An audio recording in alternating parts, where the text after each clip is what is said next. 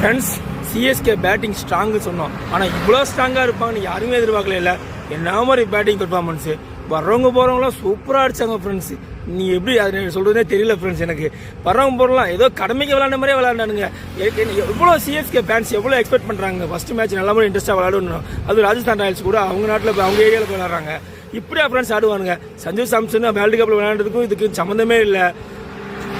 ஆயுஷ் மாதிரி அவுட் ஆனது, Gaikwad bolt, Matthew shot, சிவம் துபே, ஜடேஜா பெரிய இப்போ நினச்சி அவன் பால ஃபஸ்ட் பால் 6 அடிச்சுட்டு அடுத்த பால் ஏன்னா உனக்கு அப்போ அவன் ஜடேஜா அவன் பால போயிட்டு நீ 6 அடிக்க நினச்சினா ஏன்னா நீ எப்படி பேட் அடிப்பா எல்லாமே அவனுக்கு தெரியும். நீ என்னமோ அவன் பால் ஃபஸ்ட் பால் 6 அடிச்சா நீ பெரிய ஆளா? ஃபஸ்ட்டு ஜெயிக்கிறது முக்கியம் இல்லை, லாஸ்ட் ஜெயிக்கிறது தான் முக்கியம். உன் பால் ஃபஸ்ட் பால் நீ 6 அடிச்சுன்னா திருப்பி உன ரிவெஞ்ச் எடுத்து விக்கெட் எடுத்தான்ல. இப்போ தான் ஒரு விக்கெட் போயிருக்கு. உன்னுடைய திமுறை காட்டாமல் நீ பேட்டிங் கொஞ்சம் பொறுமையாக ஆடி இருக்கணும்ல, அதையும் பண்ணலை. ஏதோ ஜெமி ஓட்டன் வந்து கொஞ்சம் சப்போர்ட் பண்ணான். அவன் சப்போர்ட் பண்ண போய் கொஞ்சம் 100 தாண்டிங்க. இல்லைன்னா அது கூட வந்து மானம் போயிருக்கும் ஃபர்ஸ்ட் மேட்ச்.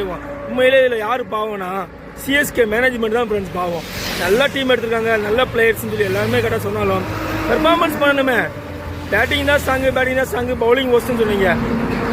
ஸ்ட்ராங்கான பேட்டிங்கே இப்படி விளாண்டா அப்போ பவுலிங் என்ன ஆகும்?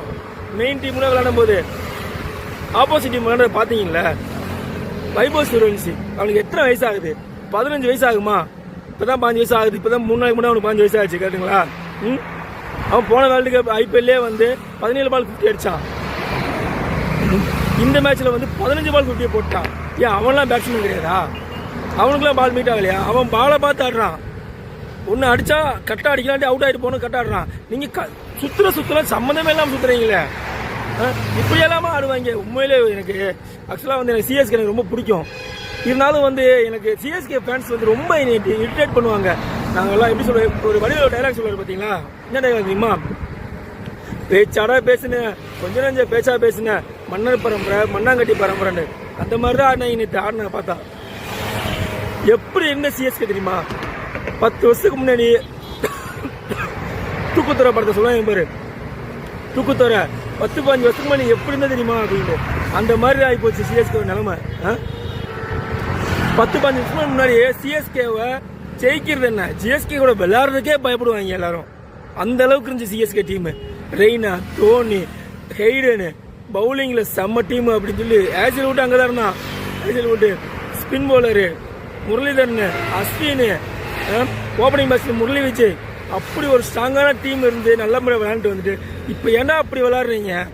ஆக்சுவலாக வந்து எனக்கு சிஎஸ்கே அந்த அளவுக்கு பிடிக்காது. நான் எப்பவுமே ஆர்சிபி ஃபேன் தான் அப்படின்னு சொல்கிறேன். பட் இருந்தாலும் வந்து இப்படி விளையாடும் போது எனக்கு கஷ்டமாக இருக்குது.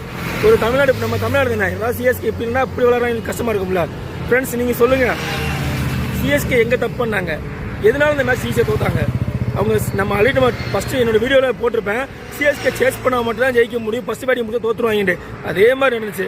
டாஸ் விழுகலை, அட்லீஸ்ட் பிச்சு மழை பெஞ்சிருக்குல்ல, அதை பார்த்துட்டு பொறுமையாக இருக்கணும்ல. ஏதோ பெரிய வெங்காயம் மாதிரி ஆடுறீங்க எல்லாருமே. ஃப்ரெண்ட்ஸ், நீங்கள் சொல்லுங்கள் ஃப்ரெண்ட்ஸ், நீங்கள் சிஎஸ்கே ஃபேன்ஸ் எல்லாம் இருப்பீங்க, உங்களுக்கு மனசு கஷ்டமாக தான் இருக்கும்.